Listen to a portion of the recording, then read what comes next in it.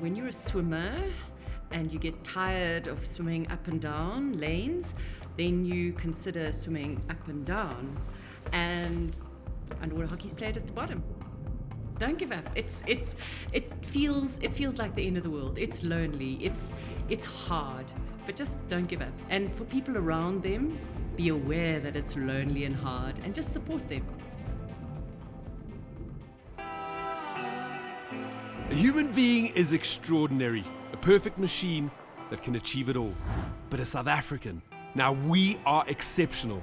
We have broken boundaries. We have fought for freedom. Just like you, Profmed is proudly South African and stands behind each professional striving to make a difference.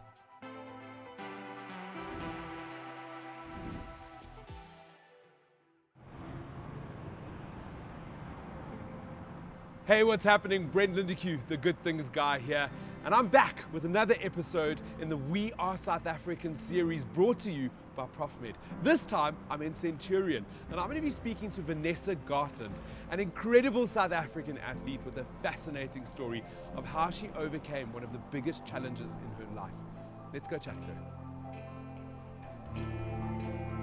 Vanessa! So good to meet you. Me too. I've heard a little bit about your story and I'm really excited to really get into it. Can we go sit down? Yes, absolutely.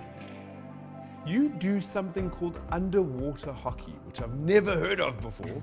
How does one get into underwater hockey? Well, when you're a swimmer and you get tired of swimming up and down lanes, then you consider swimming up and down. And underwater hockey's played at the bottom. You have to be there. You have to read your players. You have to read the body language. See, does this person need me? Is their breath running out? If you're at that level, you always want to go and get your SA colours. So started off just messing around at university, and then you end up getting your Boland colours. And then when I came back to Pretoria to work, then I got my Daisy colours. And eventually, you're just working up to be an SA player. And did you love it? Because I can see the passion in your smile. I still love it. It's like an addiction. But there was a moment, I think, in around about 1999.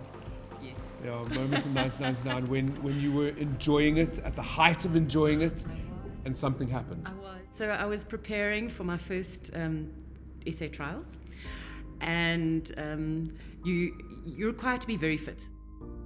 One Friday evening, I tore the cruciate ligament, which I hear is the worst you can do. They say rather break a bone because it fixes quicker. So yeah, cruciate ligament is what basically holds your leg firm. When he was doing the arthroscopy and he showed me the pieces of ligament, they were literally waving at each other. There was a gap. I tore it. I did it proper. I did it proper. So while those screws, while it's binding with the bone, you can't do anything. What was your mental state like, and how did you get through those 6 months? Rehab is lonely. You are doing nothing. Needless to say, many tears. Many tears. At some point, you met Joost van der Westhuizen. So these rugby players do. They do their knees and they're out for a while and they come back and nothing earth-shattering until you do it.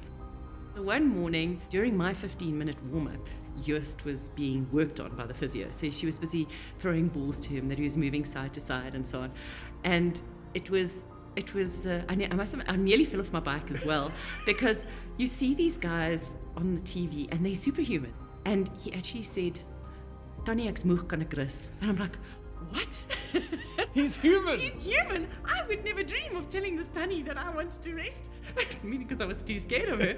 But yes, it was just this connection. I didn't see him again. It was just the one session that overlapped. So yes. Do you think that seeing him in that position and seeing that human side of him, that helped you continue to want to get to that optimum level again? Yes, it does. It makes you feel as if, yes, I can also do it. And he's not a superhuman. He's a human. He's just like me, and he can do it. I can do it as well. Vanessa, I'm sitting across from you and I'm chatting to you, and I can tell you for free and for nothing that you are a superhuman. The moment I was cleared, I was back there. I wasn't back at the same level. I did the next set of trials. I didn't make it. I didn't make it. The lady that did the trials, she did the Springbok trials, and she said to me, Vanessa, if you played like this last week, you would have made the Springbok side. And I said to her, you don't understand the injury. I literally could not play like this last week. The improvement was so dramatic that you could literally see from week to week. So 2002 I made the team, 2004 I made the team, 2006 I made the team, but then 2007 I retired, as in retired from SA side. Paused. We paused. Paused, indeed, paused, yes. So, you're a Profmed member. Yes. And tell me just a little bit about how you chose to go with Profmed. So my dad, being a doctor, it wasn't even a discussion. He's like, you are on Profmed. At that stage, when you are so low, to then have to be fighting about whether they're going to pay or how much they're going to pay, and wondering how you're going to, as a candidate attorney, fit the rest of it with my world champion, with my world tour. So no, it was fantastic to just have that side of it that I didn't have to worry about it. Now your daughter's on your Profmed as well. Yes, she's on my Profmed. You mentioned earlier she had the same thing as you. Yes, and that could very well be that she inherited it from me. She says it's my fault that she did it. She did it in rugby. So Profmed obviously covered her as well. Yes, Profmed covered her as well. You know, I love the fire inside of you. I'm looking at you in absolute awe, listening to your story, what you've been through, and how you continue to just go for it. And it's, I think it's because at the heart of who you are, it's a passionate South African sports star. Yes. Sport feeds your soul, Yes. and it's beautiful to see. I've got to watch, and I can block everything else out. Everything else is just gone, and just focus on being healthy, being out there, being in the moment.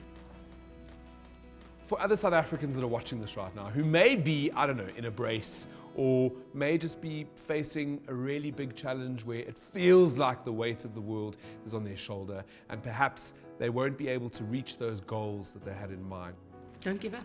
Don't give up. It feels like the end of the world. It's lonely. It's hard, but just don't give up. And for people around them, be aware that it's lonely and hard, and just support them. It's a dark space to be in, but there's light at that end of the tunnel. And when you come out there, you're stronger.